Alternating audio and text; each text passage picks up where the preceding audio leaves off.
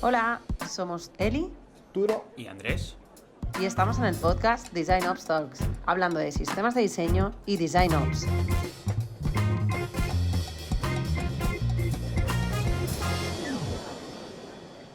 Nuestro invitado de hoy realizó el grado superior de Audiovisuales y Espectáculos del Centro del Vídeo de Madrid, una ciudad en la que además se licenció en Publicidad y Relaciones Públicas, en la Universidad Rey Juan Carlos. En la Universidad de La Rioja finalizó su máster Diseño centrado en el usuario con un trabajo de investigación justamente de accesibilidad en videojuegos. Ha trabajado en consultorías B2B, B2C, a menudo dirige trabajos de final de máster y es profesor de la materia Requisitos de Usuario, Investigación y Análisis de la Universidad Oberta de Cataluña. Hoy, él y Andrés entrevistan a Jorge Rebate. Actualmente es UX Designer y Researcher en la ONCE, en donde lidera retos muy variados, no solo relacionados con accesibilidad y con inclusión como requisito base de todo lo que hace, sino también de robótica y de inteligencia artificial. Hoy hablamos de actualidad, de los checklists, del deadline que tenemos ahora en junio para hacer nuestros sitios accesibles. Hablamos también de la polémica de Apple y su Liquid Glass. Pero sobre todo, de cómo integrar accesibilidad en la cultura de los equipos y de proyectos que literalmente le cambian y le van a cambiar la vida a millones de personas. Espero que lo disfrutes. Te dejo con Andrés, con Eli y con Jorge. Un abrazo. Vamos a ello. Vamos a charlar un poquito sobre accesibilidad y Jorge nos va a contar un montón de cosas como experto sobre accesibilidad. Y cuéntanos, si alguien nos está viendo y no conoce la accesibilidad, que sería raro, ¿no?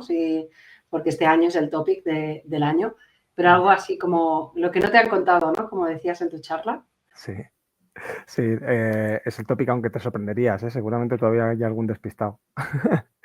Así que en realidad no está mal. Bueno, es difícil de explicar porque más allá, digamos, de lo que puedan ser las normativas o de lo que puedan ser las necesidades de acceso, ¿no?, que puedan tener las diferentes personas. Yo he contestado esta pregunta un montón de veces y la verdad es que siempre di una respuesta distinta, pero en realidad al final he conseguido como unificarla, ¿no? En plan, yo siempre decía, bueno, es que la accesibilidad es una cuestión de justicia social, es una cuestión de empatía, es una cuestión, ¿no?, de muchas, bueno, pues de hacer las cosas con alma, ¿no? De que te guste incluso tu producto, porque cuanto más gente llegue, pues para ti mejor, ¿no? Porque al final eres diseñador y lo que quieres es que alcance el máximo de la población posible, ¿no?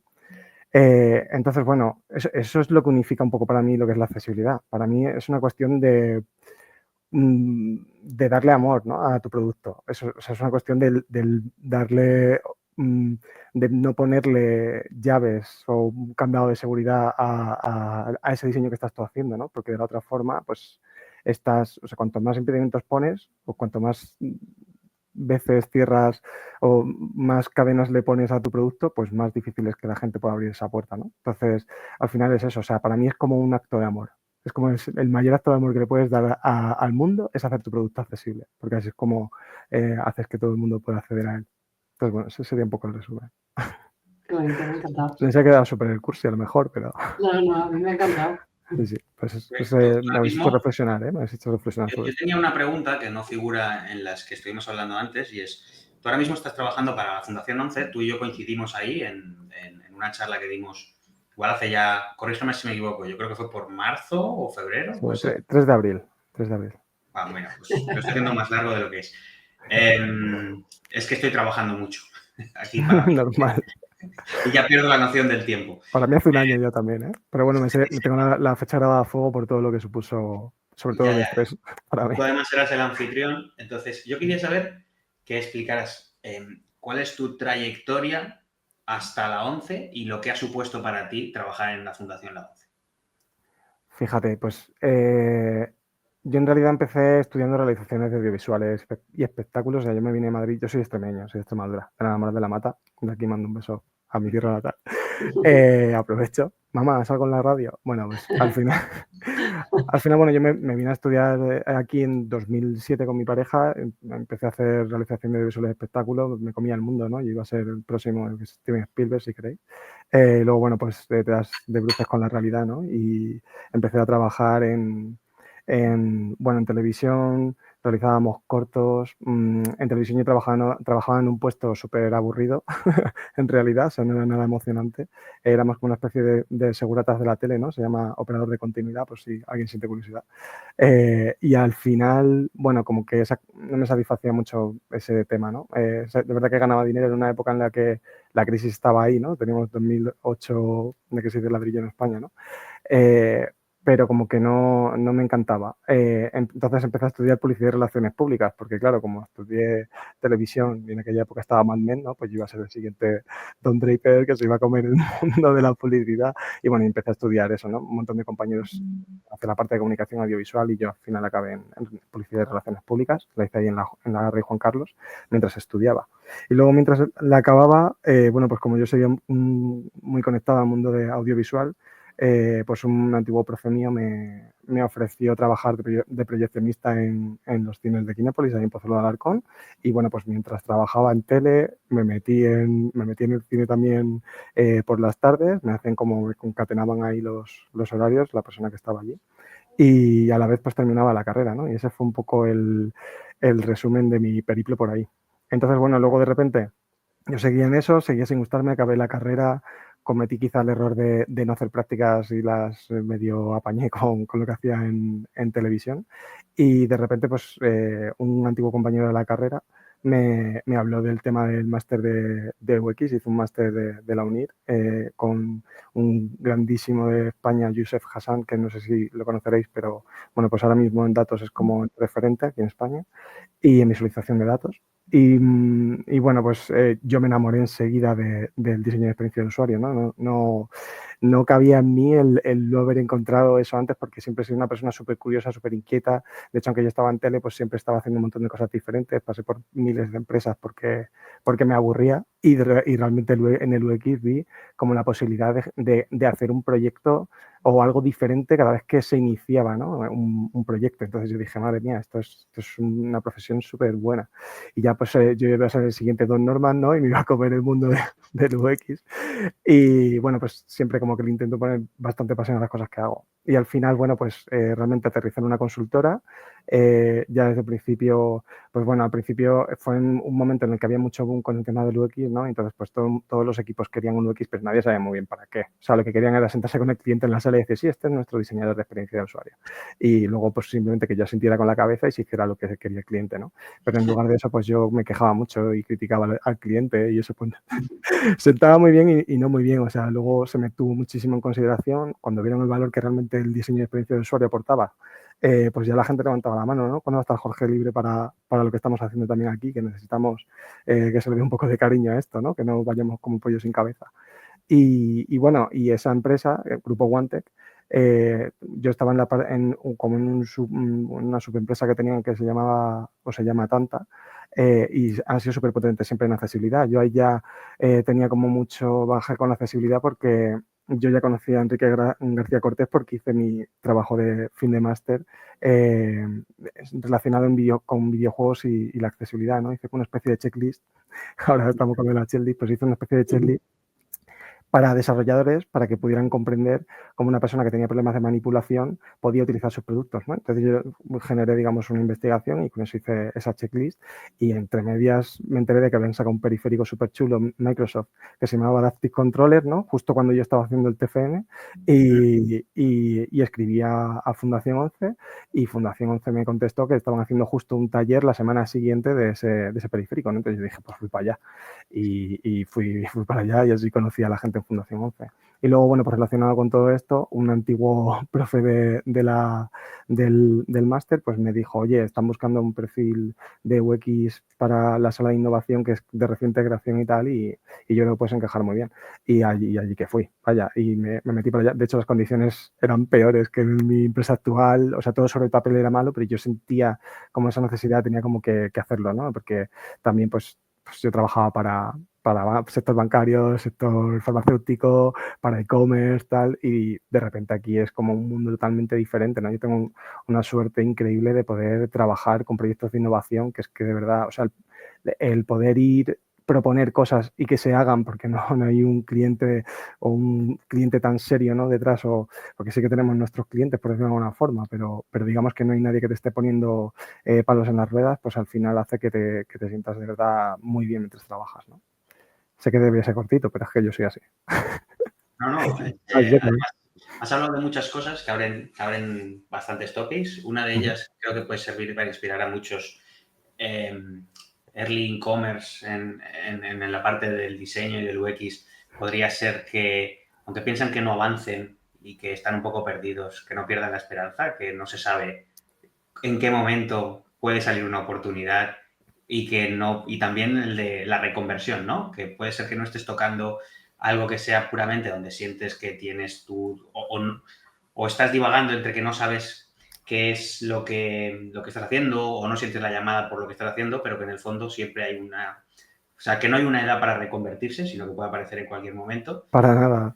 Y luego otro tema que has sacado también, el último, es el de eso, el de sentir la llamada, cuando ya sientes la llamada, aunque todo te diga que no, pero tú ves que tu misión es estar ahí, ¿no? Total. Entonces, yo creo que son 3 mensajes que destacaría de toda tu intro para los que estén escuchando como síntesis de todo. Sí, Total. genial. Has hablado de checklist, Jorge, ¿no? Sí.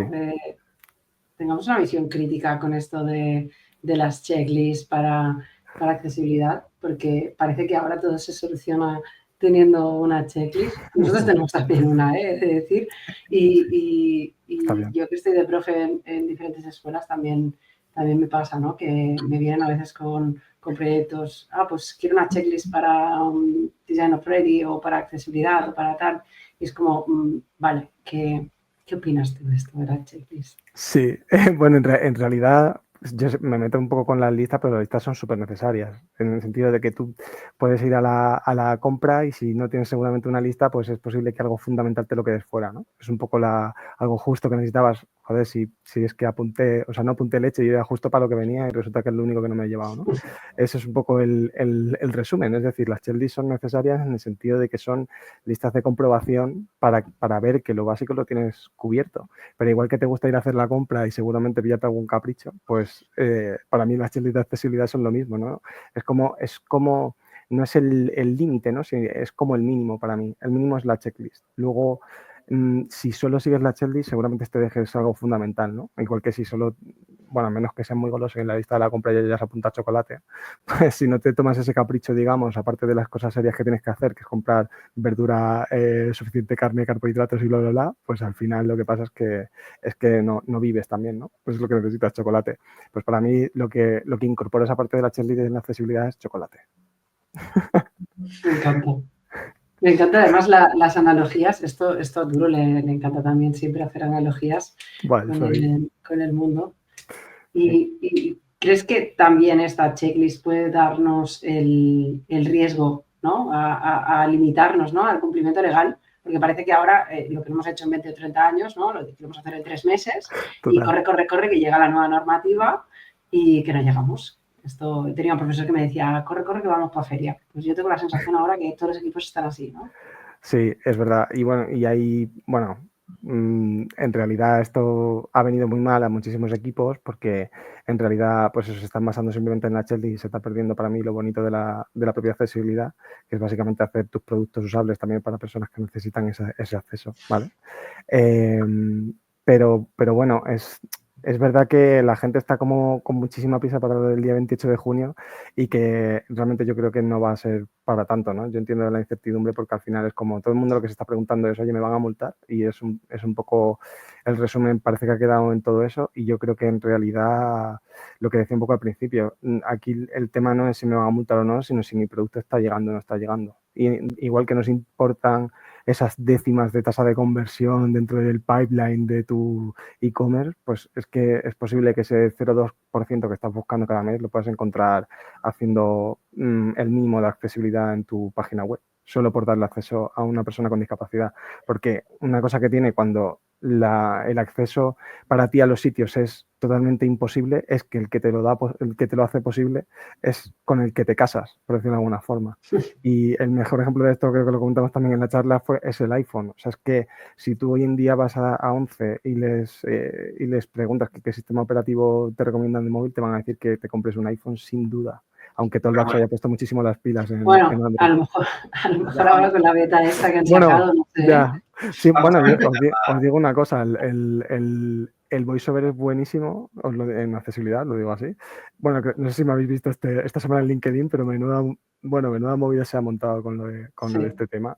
Yo he estado muy enfadado, sinceramente, estos 2 días porque bueno, pues es que no, para mí no es de recibo, ¿no? Una empresa que yo tengo muy alta consideración, bueno, yo no soy nada fan de Apple, lo tengo que decir, pero yo la tengo muy alta consideración porque veo a las personas navegar con sus dispositivos, ¿no?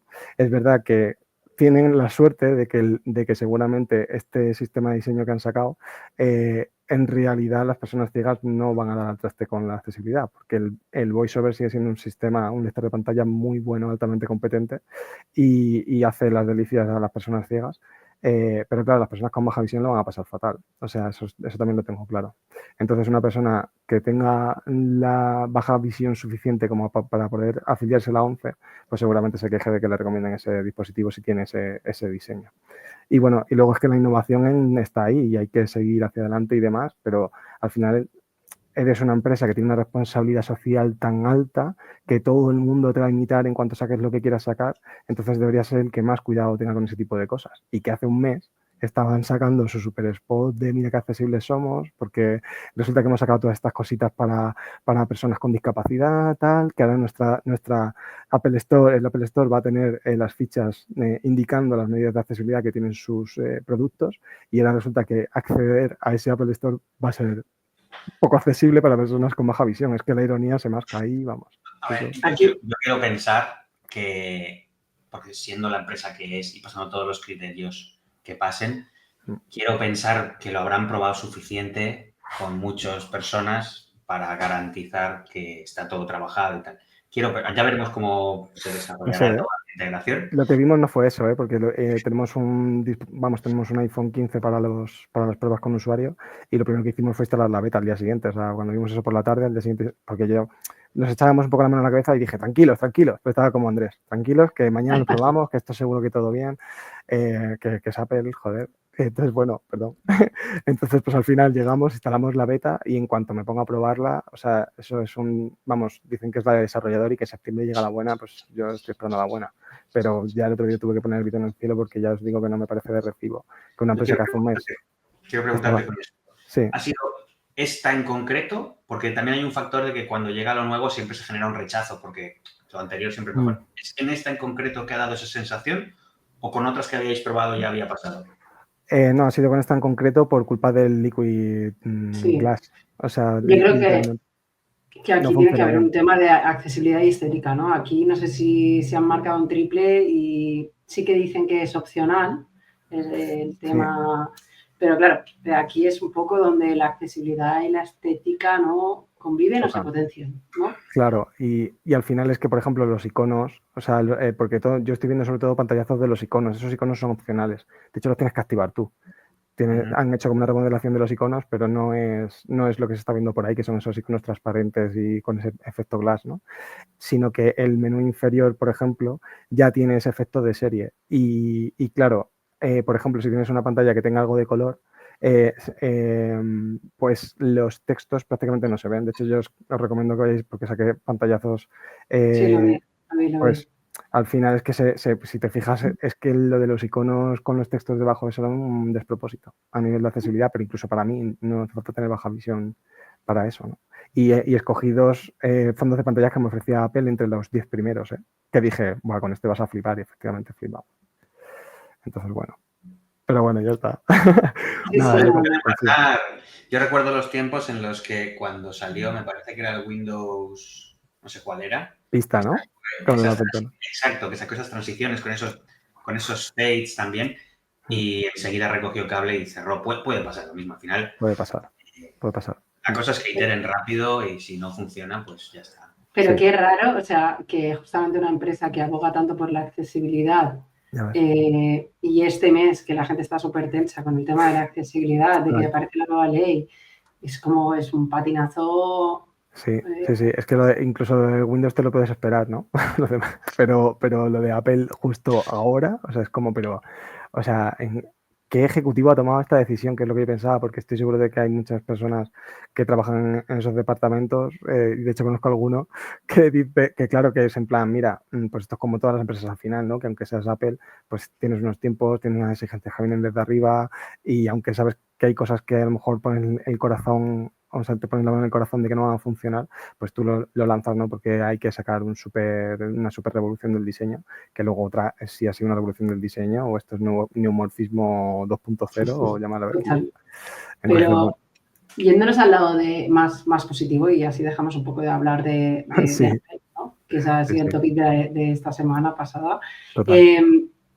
Discapacidad e innovación, ¿no? ¿Cómo podemos hacer que la accesibilidad sea un motor creativo también, ¿no? Casos en los que la accesibilidad haya roto el molde, ¿no? Que cuéntanos. Fíjate, un caso en el que la accesibilidad ha roto el molde es el modo oscuro de Google Maps cuando te metes en un túnel. O sea, no hay mejor ejemplo de accesibilidad que ese, porque tú, claro, te paras a pensar en accesibilidad digital y siempre estamos con los ejemplos de una persona ciega, una persona en silla de ruedas, una persona sorda. Pero es que entre la ceguera y la baja visión hay 200 mundos. Entre la visión borrosa porque tienes presbicia y la ceguera hay muchísimo también, ¿no? Y ya pues en sí el factor o el propio entorno, ¿no? Pues te hace que necesites la accesibilidad. Luego también, siempre hablamos mucho de accesibilidad digital, pero es que si alguna vez alguien se ha roto una pierna o alguien lleva un brazo escayolado, se dará cuenta de lo difícil que es vivir esos meses con ese problema, ¿no? Y al final tienen la suerte de que hay pues entidades, ¿no? No nombro la mía porque hay muchas que trabajan por ello, que están abogando para que esa accesibilidad sea posible. Y entonces, cuando te rompes una pierna, pues en Madrid seguramente te encuentres, y en Barcelona y en las principales ciudades de España te vas a encontrar con que casi todos los establecimientos tienen rampa, por supuesto los públicos también, pero eso no es una cosa que de repente los ayuntamientos hayan dicho, oye, qué necesario es esto. Esto es entidades que han ido detrás, han ido detrás, han ido detrás hasta que se han hecho estas cosas posibles, ¿no? Y han llegado a acuerdos con ayuntamientos y con políticos, y es una lucha del día a día, pero que no se hace una idea. O sea, y con la accesibilidad digital pasa igual. Y ahora el tema es que, entre comillas, llevamos poco tiempo luchando con esto, ¿no? Pero yo me he vuelto paladín o vikingo, ¿no? Que diría Quique García, de esto. Y es verdad, porque es que de verdad hace muchísima falta. Y no hace falta tampoco tener una discapacidad muy grave para necesitar de la accesibilidad, tanto la digital como cualquier otra. ¿Y cómo innovas con esto? Al final no es más, porque nadie hace las cosas difíciles a posta. De hecho, si alguna vez habéis hecho un diseño y ha salido mal, es porque no habéis podido probar lo suficiente con usuarios. Pues esto pasa exactamente lo mismo. Hablamos de la checklist y las normativas son necesarias, pero tú en cuanto pruebas con una persona con discapacidad un diseño, te das cuenta de dónde están los problemas. O sea, pero muy rápidamente. Y las WCAG, o los WCAG, o como lo llame quien quiera llamarlo, están ahí de forma, o sea, no es casual. Es un estudio que se ha hecho detrás de miles de personas con discapacidad exigiendo una serie de accesos, y eso se ha convertido en una normativa. Pero no ha venido la normativa antes que las necesidades. Entonces, bueno, pues tú, en cuanto estás investigando con personas con discapacidad, estás averiguando cuáles son sus necesidades, las estás plasmando en tu diseño y ya estás cumpliendo con la normativa. Siempre me invento porcentajes para esto, y voy a decir 75. En un 75% estáis cumpliendo con la normativa, os lo aseguro. A veces no hace falta, también os digo, innovar o ser Bill Gates para poder innovar en estas cosas. A veces con las cosas más sencillas eres capaz de resolver problemas muy grandes. O sea, con unos subtítulos, en videojuegos ahora se lleva muchísimo el tema de la accesibilidad, ¿no? Como en todas partes, pero ellos han puesto las pilas antes de todo esto. Y hay muchas veces que con unos subtítulos estás resolviendo un montón de problemas a personas sordas. Y antes era más difícil tener subtítulos que ahora, o con un remapeo de los controles. Al final estás cambiando un botón por otro, o estás haciendo que una cosa que necesita un combo, pues de repente no lo necesite, y una persona que solo tiene una mano, pues ya juega. Entonces, bueno, a veces no es tan difícil, ¿eh? Solo hay que meterlo en los procesos. ¿Has notado o te ha llegado a Fundación 11 o en tu día a día también, ya que estás aquí, aprovecho que hablo con uno que le llegan miles de preguntas y consultas, usos beneficiosos de la IA que mejoren la accesibilidad? Fíjate que antes, cuando comentabais lo del e-commerce, que precisamente decir, vamos a poner el punto positivo. Yo creo que la inteligencia artificial, bueno, para empezar, como ha llegado para quedarse, porque eso es así, por suerte ya estábamos en un mundo en el que la inclusión era un poco más necesaria y aunque al principio ocurrieron bastantes cosas graves, cada vez se está teniendo más en cuenta. Hasta hace 2 días una persona en silla de ruedas para una IA era una moto, para que os hagáis una idea, y ahora ya no están así porque es más fácil, digamos, que la gente tenga en cuenta la inclusión.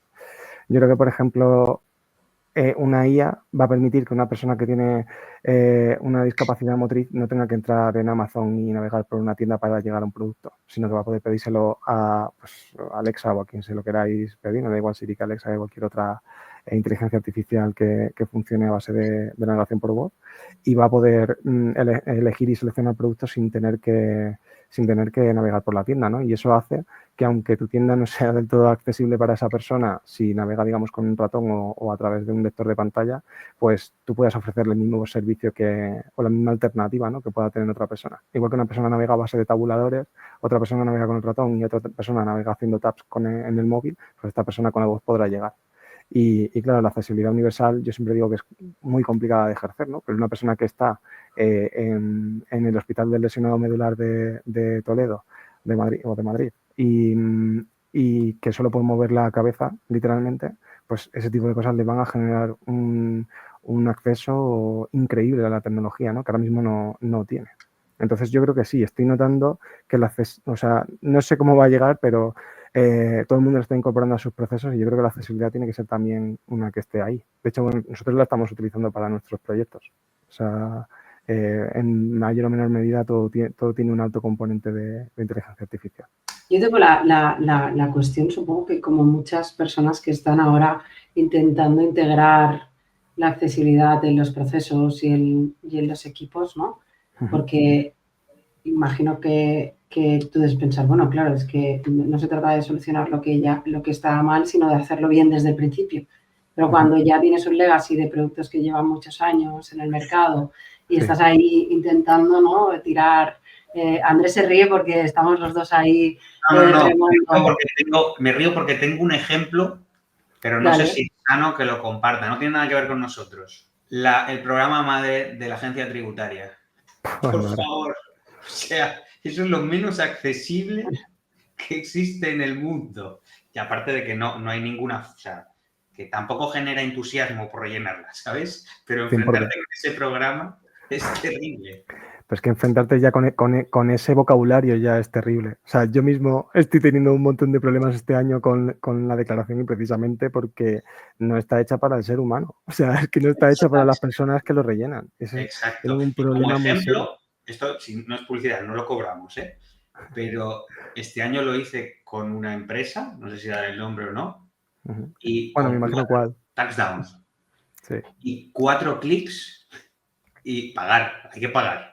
Fíjate. Pero oye, un tiempo muy bien invertido, ¿sabes? Te digo una cosa. Año pago, ¿eh? A mí me la han hecho, yo para que se vea que no estamos patrocinando TaxDown, yo la probé con TaxDown y no la terminé porque me daba un resultado diferente al mío, porque era un caso bastante específico y porque también soy profe en la Universidad Oberta de Cataluña, sobre todo dirijo TFM.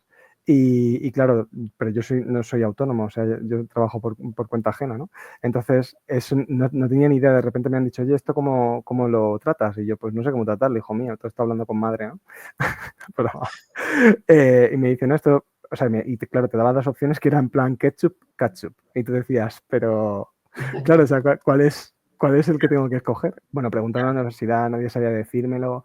Al final yo intuía una cosa, al final era esa cosa, pero TaxDown me decía que era la otra. Y fíjate, o sea, ahí está. Y bueno, la diferencia eran 50 pavos de devolución, o sea que no está mal.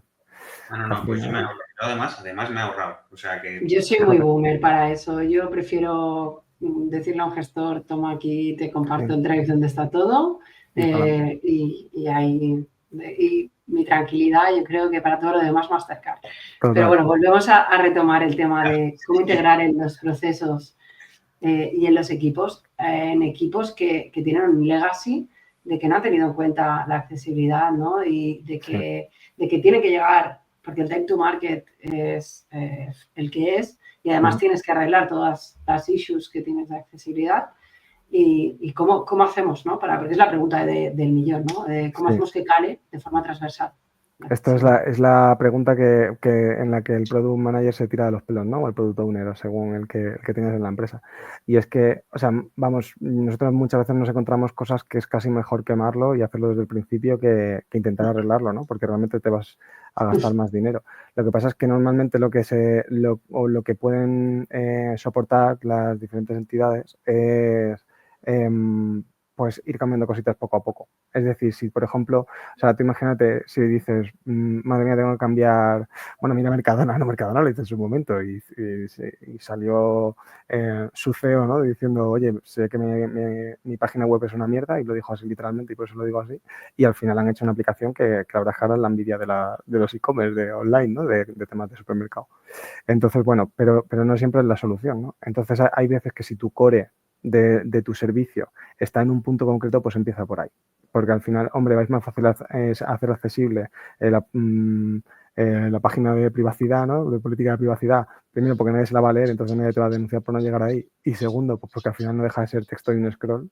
Pero bueno, digamos que si, aunque eso sea muy fácil, o sea, tú lo que tienes que hacer es que el happy path que tú, o sea, la conversión que tú quieres hacer, que tú sabes cuál es el camino que quieres que siga el usuario, no quieres que se despiste, quiere que llegue a donde tú quieres llegar, pues ese es el camino que tiene que ser más accesible de todos, ¿no? Y luego ya lo otro, pues lo vamos haciendo poco a poco.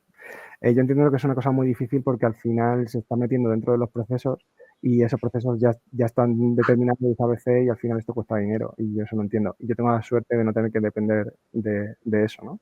Pero bueno, es que por algún sitio hay que empezar. Igual que cuando de repente las empresas tenían que ser eco y los de RSC decían, madre mía, y se empiezan a salir trabajos nuevos, ¿no? Y etiquetas nuevas, ¿no? Como es el propio puesto de RSC. Y claro, la gente decía, madre mía, pues ahora al final está dentro del Departamento de Recursos Humanos, normalmente en cualquier empresa, y hay una persona responsable de eso y punto. Y ya está. Y de forma orgánica pues ha ido evolucionando a esto. Entonces yo creo que esto es un poco lo que tiene que pasar con la accesibilidad, ¿no? Esto Lorena Ramos lo decía genial en la charla en su momento, Lorena Ramos es una crack también, y comentaba lo del cinturón del coche, ¿no? Para mí es un grandísimo ejemplo, ¿no? Que al principio parecía que todo el mundo decía que voy a poner el cinturón del coche, ¿no? Y ahora no te cabe en la cabeza hacerlo de otra forma. Pues la accesibilidad es que tiene que ser, tiene que ir por el mismo camino, ¿no? Tenemos que dar la paliza hasta que digas, hombre, pero ¿cómo no tiene este hospital una rampa? O sea, ¿tú te imaginas un hospital sin rampa? Pues lo mismo. Hemos estado en los dos modelos que has dicho. Veníamos con un legacy y estamos en la conversión de todo el legacy, por lo cual, digamos que la cultura hay que implantarla, pero por la ley ya viene como medio libre o combinado a que lo hagas, ¿no? Entonces puedes aprovechar esa palanca para introducirlo. Y aquellos que tienen la suerte o la virtud de que la empresa apuesta fuerte y además les sirve empezar un proyecto de cero, también hemos estado año y medio trabajando en uno, gracias a que coincidió, se alinearon los astros y pudimos empezar un proyecto de cero para una de las empresas del grupo. Y en ese modelo lo que hay que decir es que pensar en la accesibilidad, igual que en el testing, en una parte del proceso. O sea, no como una tarea más, sino que si lo integras en el proceso, no se entiende entregar nada si no pasa unos estándares de mínimos acordados desde la definición. De manera que, como no pasa el path, digamos, el check, hablamos de checklist, ¿no? Pero como no pasa ese check de que sigue el criterio de accesibilidad definido, de manera que eso nunca llega a producción. Entonces, para los dos escenarios hay formas, pero el que podemos decir que más nos ha funcionado con éxito de las dos experiencias, en cuanto a accesibilidad, ha sido el tener la suerte de haber empezado de cero. Para los que no tengan esa suerte, decir que se tiene que trabajar como tarea y poquito a poco, pues, amiguitas de pan, ir entregando incrementalmente valor. Eso es. Igual has dicho algo, cultura, yo creo que es algo que se necesita para poder empujar la accesibilidad, ¿no?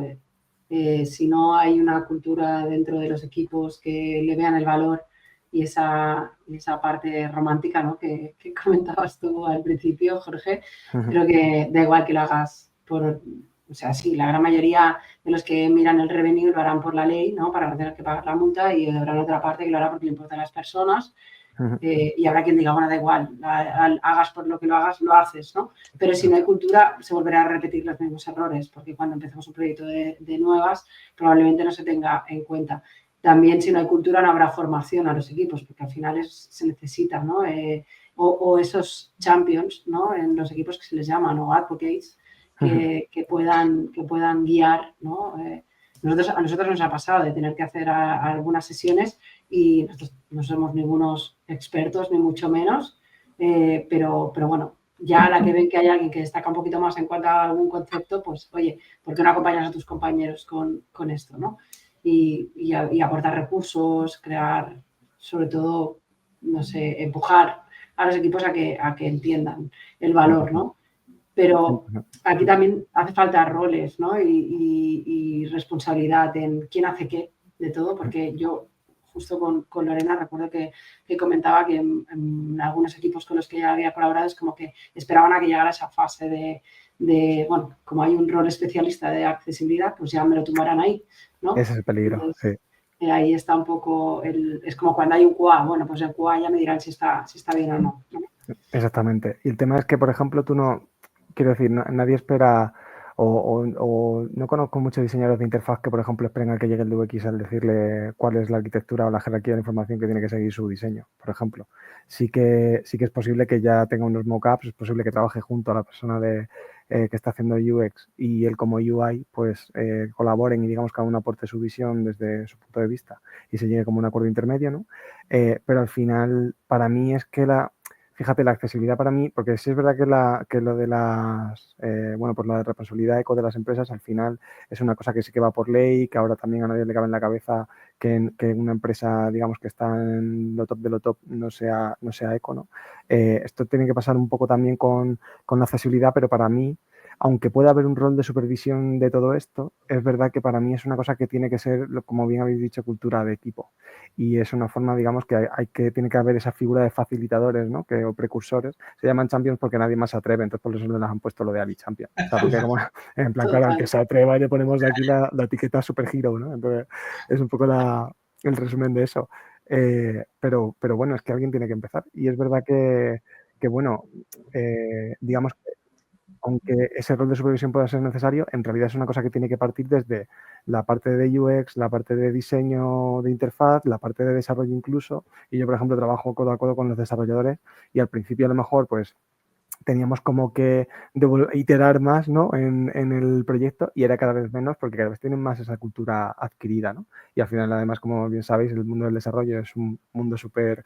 La gente se cambia como muy rápido y si viene una persona que no esté en ese tren, enseguida se sube. O sea, porque al final, en cuanto llega, pues, bueno, para empezar, pues, trabajar con compañeros que necesitan de esa accesibilidad, eso hace mucho también por esa generación de empatía, ¿no? Que a lo mejor nos falta porque los equipos no está suficientemente visibilizada esa inclusión real. Entonces, bueno, o sea, vamos, no sé si me explico, esa forma de, al final es físico, ¿no? Tú estás viendo a esa persona que necesita ese producto de apoyo, ¿cómo no se lo vas a dar, ¿no? Tú, por ejemplo, le negarías a un niño la educación, por ejemplo. O sea, tú dirías, este niño no va a pasar por la escuela, eso a nadie le cabe en la cabeza. Sin embargo, hay niños ciegos que tienen que depender de una tecnología que las escuelas públicas no suelen proporcionar y hay entidades que lo proporcionan, porque si no, una persona no puede estudiar. Y eso es como, pero un niño, o sea, estamos hablando de un niño, ¿no? Pues igual que eso no se puede permitir, pues tú tienes que ver a los compañeros teniendo ese tipo de problemas y al final pues haces lo que haga falta para que tengan esa facilidad al acceso, ¿no? Que al final no es otra cosa. Si la accesibilidad no va solo de normativas y checklist, es poder acceder a la información. ¿Cómo? Pues con la alternativa que me des, pero dame una. Porque si yo llevo siendo ciego toda la vida y he cruzado por la calle, pero si tengo el sonido del semáforo, pues mucho mejor, ¿no? Porque soy más independiente, no tengo que pedir ayuda, no tengo que esperar a que pase alguien para cruzar. Pues esto es lo mismo. Hay que ayudar a las personas a cruzar. Yo creo que es importante trabajar esa empatía para aquellos que les quede lejos tener una persona discapacitada cerca porque lo ven muy lejos. Una cosa que di en tu charla es que en realidad no está tanto.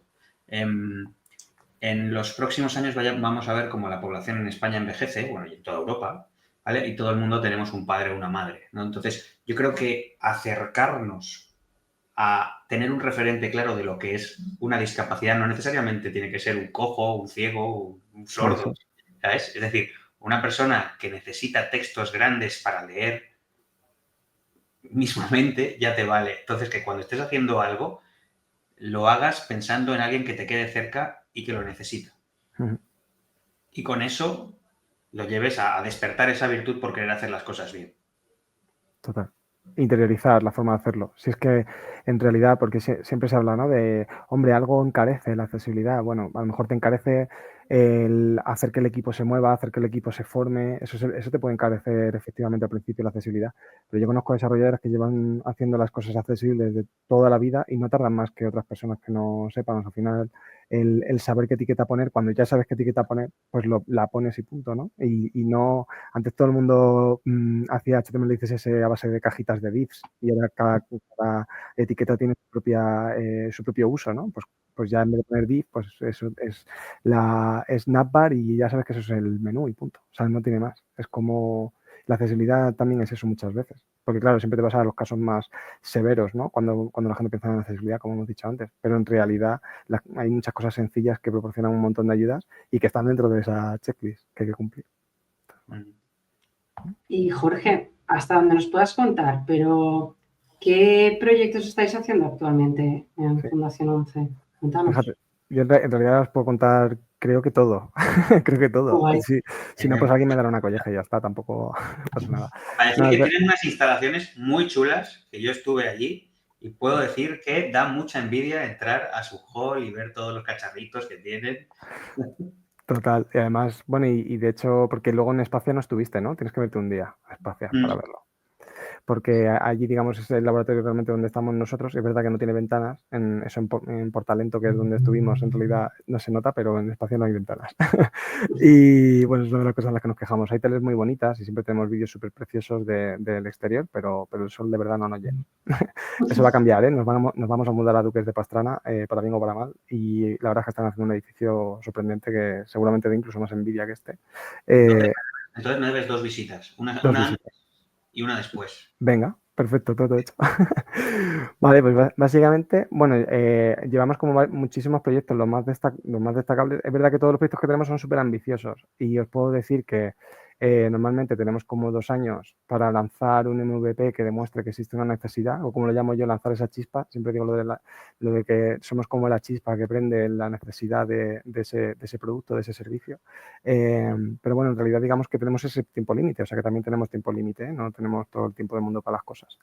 Y, por ejemplo, pues tenemos un proyecto que está muy avanzado, que se llama Access Robots. Ese ya tuvo sus 2 años y le estamos haciendo crecer. Ahora os cuento más cositas de eso. Ese proyecto sirve para, se trata de un robot. En realidad son varios modelos de robots que todos están unificados bajo un mismo servicio, que es una aplicación donde tú puedes realizar una reserva y con esa reserva, pues ese robot te esperará ese día, esa hora en un sitio. ¿En qué sitio? Pues pueden ser hospitales, o sea, pueden ser centros comerciales, puede ser una sala de exposiciones, un aeropuerto, ese tipo de entornos, ¿no? Lo llaman grandes superficies. Bueno, pues en grandes superficies. En todo eso puede navegar.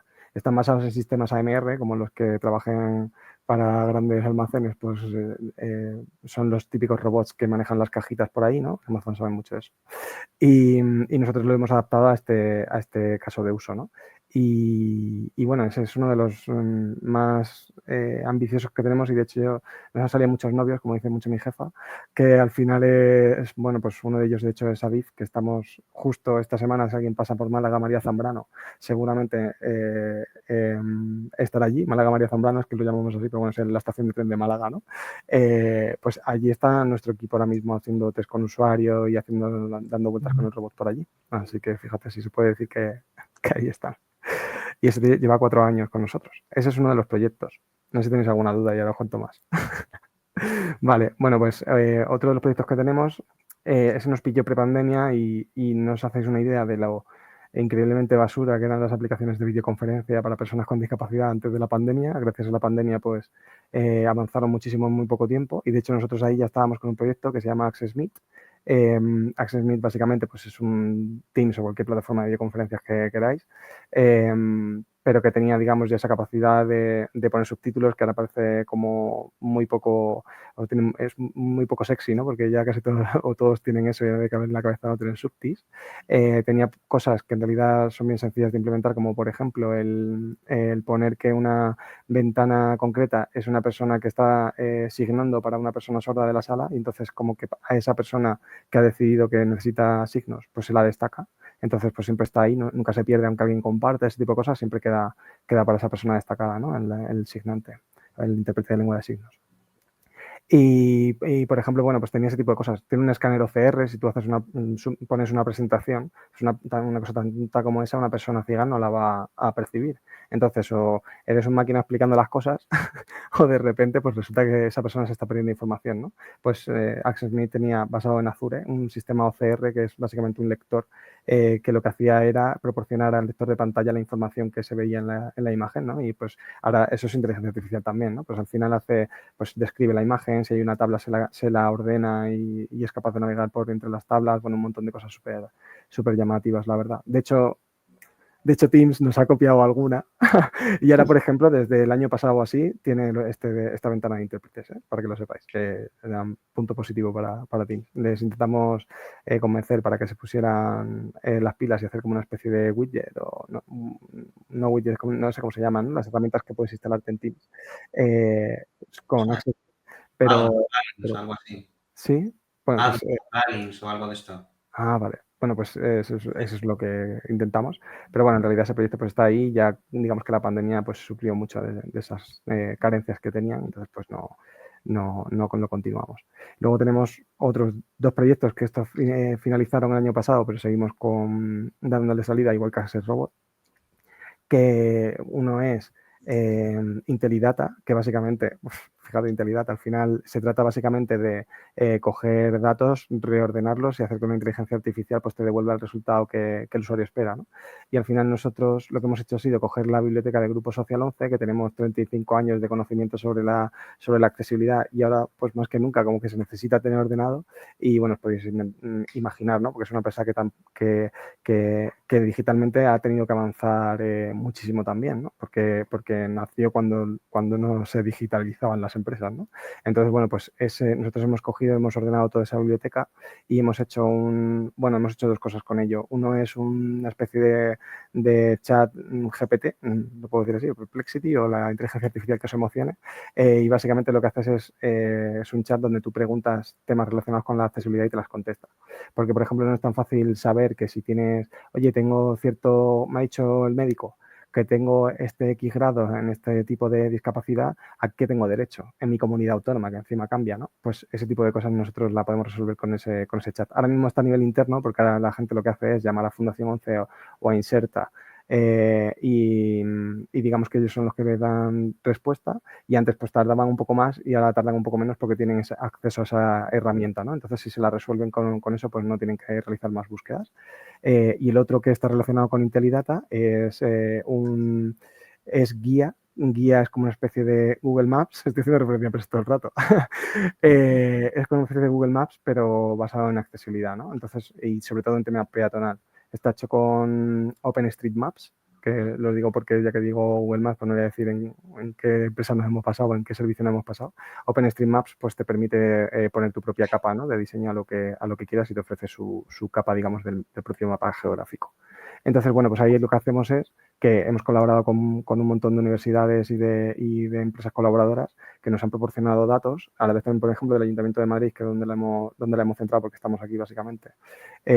Pues hemos cogido todos los datos que ofrece el Ayuntamiento y los hemos volcado en esa aplicación, y entonces, por ejemplo, pues ahora yo soy una persona ciega y resulta que voy con un perro por la calle y le digo a esa aplicación, oye, ¿dónde está la papelera más cercana? Porque no tengo bolsa para mi perro, ¿no? Y te lo dice y navegas a esa bolsa más cercana. O, por ejemplo, oye, quiero ir pues de este punto a este punto paseando, ¿por dónde voy? Y voy en una silla de ruedas y te dice, pues mira, esta es la ruta más rápida, pero evita esa calle porque resulta que hay una cuesta y lo han resuelto con escaleras, ¿no? Entonces tendrías que salir de la calzada, así que te aconsejo irte por esta otra, que vas a tardar 2 minutos más, pero es accesible. Ese es un poco... ¿Dónde podéis conseguir estos datos? ¿Es porque alguien lo pinea, como que ahí hay una rampa o...? Pues salen de un montón de sitios. Uno de ellos es los datos que proporciona el Ayuntamiento de la Comunidad de Madrid, del Ayuntamiento de la Ciudad de Madrid, incluso. Otros son, por ejemplo, tenemos una API de Twitter que lo que hace es que en tiempo, bueno, de X, que lo que hace es que en tiempo real está capturando información que proporcionan los usuarios y, por ejemplo, si alguien dice, o sea, capturamos un montón de información diferente. Por ejemplo, si alguien dice, oye, hay una manifestación en no sé qué sitio, nosotros lo capturamos y una persona que tenga, por ejemplo, miedo a las aglomeraciones, como puede ser una persona ciega porque al final le pisan el bastón, ese tipo de cosas, pues les aconsejamos ir por otro sitio porque ese sitio está aglomerado, ¿no?, de gente. Son ese tipo de cosas. Lo sacamos de un montón de sitios diferentes, que realmente son tantos que me acuerdo de estos, pero había más y eran como acuerdos con diferentes... Sí. No hay una fuente única. Eso es, no hay una fuente única. Nos hemos basado siempre, Fundación 11, al final somos un equipo de 17 personas y como que somos especialistas en muchas áreas y a la vez hombres orquesta, ¿no? Y somos capaces, digamos, de salirnos de nuestra zona de confort para hacer cosas, pero como que nuestros proyectos son tan ambiciosos que siempre necesitamos colaboradores que nos estén apoyando en ciertos aspectos, ¿no? Y nosotros a veces les trazamos el camino y ellos siguen desarrollando, aunque nosotros tenemos nuestros propios desarrolladores y nuestro equipo de ciencia de datos, que se compone de 3 personas, que claro, dicen, joder, 3 personas haciendo Google Maps, pues obviamente es inviable, ¿no? Necesitamos que alguien más nos apoye en eso. Entonces, bueno, pues ese es el rol que adquirimos nosotros. Porque has hablado de un montón de proyectos, algunos entiendo que más de una necesidad interna o del momento, ¿no? Como decías el tema del COVID, ¿no? Y ponías el ejemplo de que ahora parece no ser muy novedoso, pero en su momento, cuando detectasteis esa necesidad, pues supongo que lo que hacéis es preguntar a las personas o directamente ver lo que está pasando, ¿no? Y la carencia que hay sobre el contexto. ¿Qué velocidad tenéis para poder llegar a esto? Porque, claro, también es a nivel de tecnología, si tardas mucho, se queda atrás, obsoleto, ¿no? Se puede quedar obsoleto. Sí, pero lo bueno es que como el mundo de la accesibilidad no parece tan sexy, es más fácil que no te... De hecho, nos cuesta muchísimo. Nosotros no nos dedicamos, o sea, no nos vamos a dedicar a generar robots y venderlos, no es nuestro negocio. O sea, nosotros lo que haremos será que una empresa que al final se decante y quiera poner ese servicio en sus instalaciones, lo que haremos será seguramente cederlo o tener un fee, y ese fee no será para que nosotros cobremos, será para que seguramente pues hacer otro proyecto o ese tipo de cosas. O sea, al final Fundación 11 no deja de ser una fundación, ¿no? Y aunque en realidad yo trabajo para Inserta Innovación, que es una rama de Fundación 11, nuestro negocio no es en sí la tecnología. Nosotros lo que digo, como decía, lo que hacemos es prender un poco la chispa y con eso esperamos que una empresa coja el testigo siempre. Porque al final nosotros no nos podemos dedicar a estos proyectos durante toda la vida, ¿no? Que ya os digo, al final es como que... vamos, nosotros siempre acabamos diciendo, madre mía, en 2030 cómo estaremos, ¿no? Porque Hacer Robot fue uno de los que iniciaron la sala, digamos, de innovación y 6 años después seguimos con ello, ¿no? Pero no dejan de venir proyectos nuevos, ¿no? Que son el core de nuestro día a día, y luego hay una persona como que intenta darle seguimiento a ese proyecto y bueno, y claro, al final se convierte en un verdadero quebradero de cabeza, y además en un quebradero de cabeza mayúsculo cuando en realidad no estás solo solventando una necesidad, sino varias. O sea, nosotros no hacemos los proyectos pensando solo en personas ciegas, ¿no? Que llevemos la cuña de 11, en realidad Fundación 11 trabaja para todas las discapacidades. Entonces nosotros no sacamos un producto que no hayamos probado con personas con baja audición, personas sordas, personas con baja visión, personas ciegas, personas con discapacidad intelectual, personas mayores, personas en silla de ruedas, personas que tienen falta de movilidad en miembros superiores. O sea, llevamos un día haciendo iteración y evaluando los productos y investigando con personas con discapacidad. Y hacemos, bueno, para Hacer Robot, seguramente unas 170 personas han pasado por ese proyecto, ya sea en las fases de análisis del principio como en las fases de evaluación. Y ahora nuestro interés en Málaga es que al menos pasen 200 personas por allí. Entonces, claro, o sea, son productos que están muy probados, muy evaluados, porque al final también tenemos que dar ese sello de calidad, ¿no? Que bueno, no es fácil, también os lo digo, pero luego pues las empresas se animan muy rápido a colaborar, la verdad, cuando ven la necesidad y cuando ven a las personas que necesitan ese producto, ¿no? Ese acceso. Entonces, y en este tiempo que dices, claro, que ha sido algo que desde el robot 6 años después sigue estando el proyecto, ¿no? Supongo que hay cambios que se están manteniendo en el tiempo por esas iteraciones que necesitas, que vas descubriendo a la hora de ir haciendo ese research con las personas. Y también te llevas seguramente sorpresas, ¿no? Porque descubrir todo el paraguas debe ser súper complejo, ¿no? Sí, súper complejo. De hecho, yo siempre bromeo con lo de mis canas, ¿no? Yo antes de entrar a Fundación 11 casi no tenía canas. Y ahora, ahora de repente pues me he vuelto mayor, ¿no? Que también es poquito ido creciendo, la verdad, pero bueno, me gusta bromear con eso. Y el tema es que, bueno, es muy estresante porque, claro, estás intentando proporcionar la misma experiencia de usuario a personas que tienen, para empezar, acceden de forma diferente al sistema y luego tienen necesidades diferentes también. Entonces, claro, pero para nosotros es importante que vivan la misma experiencia porque nosotros hablamos de esa inclusión. Yo no quiero que tú navegues por otra página diferente a la de las personas que no necesitan este tipo de apoyo. O sea, yo creo que navegues por la misma página y hacerla accesible tanto para ti como para la persona que entra sin ningún tipo de necesidad de accesibilidad. Bueno, no sé si es la máxima Fundación 11, pero les aseguro que es la mía. O sea, al final cuando nosotros entramos ahí, o sea, yo no genero productos donde te pregunte, oye, ¿tú eres ciego? Y entonces yo a partir de ahí te creo la interacción. Yo lo que hago es que tú entras y si eres una persona ciega y ya tienes tus adaptaciones puestas, vas a navegar. O sea, la experiencia va a ser la misma para ti como para una persona que no necesite un voiceover. Ese es el resumen de eso. No sé si he contestado a tu pregunta, la verdad. Sí, no, estaba pensando que es súper challenge que tienes ahí, ¿eh? Sí. Cuéntame una pregunta muy personal, pero ya para ir cerrando, ¿eh? Pero me gustaría Vale, no te preocupes. con una pregunta que la bajaras a lo más personal posible. Vale. Tu mayor ilusión de un descubrimiento o de experiencia trabajando para la Fundación 11 a lo largo de estos años, de que hayas visto de tu trabajo materializarlo en algo o en alguien, pero que eso te haya hecho como sentir la plenitud, ¿no? Como que se transforma en algo material que es explicable. Fíjate, o sea, es una pregunta súper difícil y de hecho ya he tenido varias revelaciones en ese sentido, porque, por ejemplo, bueno, yo para empezar cuando entré en Fundación 11 pensaba que sabía sobre accesibilidad, siempre digo esto, y siempre digo que en realidad no tenía ni idea, ¿no? Porque te das cuenta de todas las formas diferentes de accesibilidad que hay. Y es que, bueno, por ejemplo, yo he visto a gente utilizando Hacer Robot, personas que dependen de un bastón o de un perro guía para navegar por un entorno y ver cómo se ponen a reírse ellos solos mientras están agarrados en el robot porque se les está llevando a un punto sin necesidad de ese producto de apoyo del que han dependido seguramente durante muchísimos años, ¿no? Y si no, durante toda su vida. Y eso a mí me suele llenar mucho. De hecho, me emociono cuando lo comento porque es verdad que me pasa, ¿no? Y luego, por ejemplo, pues ver como una persona tenemos otro proyecto que es de pasos de peatones y básicamente estamos intentando hacerlos un poco más accesibles. No sé si lo sabéis, pero por ejemplo en Madrid los semáforos van con un horario. De 8 a 10 de la mañana, o sea, de 8 de la mañana, perdón, a 10 de la noche funcionan y el resto del tiempo no suenan cuando se pone en verde.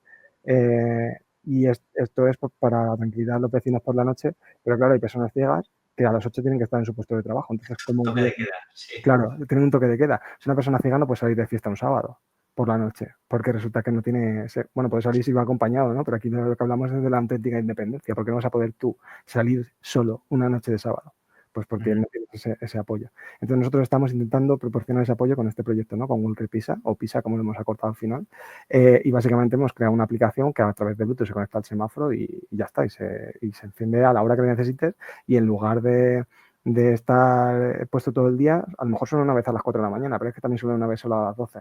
Porque además esos horarios están hechos para las personas de oficina, pero hay gente que trabaja por la noche. Yo, de hecho, he trabajado muchos años por la noche cuando trabajaba en tele. Y por la mañana cualquier ruido era molesto, igual que por la noche cualquier ruido es molesto, ¿no? Entonces, ¿quién pensaba en mí? Y no hablábamos ni siquiera de accesibilidad, pues nadie. Entonces, imaginaos para esto, ¿no? Pues esto a lo mejor suena una vez a las 4 de la mañana, pero ya no suena más el resto del día, porque esa persona pasa por ahí casualmente ese sábado a esa hora, ¿no? Y claro, yo ver ese proyecto funcionando, por ejemplo, todavía estamos en ello, de hecho nos vamos también este año a Córdoba, estamos cerrando ya, lo digo ya porque es muy oficial, seguramente pongamos un semáforo en un paso de peatones de Córdoba, vamos a probar allí en entorno real, porque hasta ahora lo que teníamos, para que os hagáis una idea, es un puzzle hecho de la gomita esta de los parques infantiles, que desplegábamos donde hiciera falta y luego recogíamos y teníamos 2 semáforos.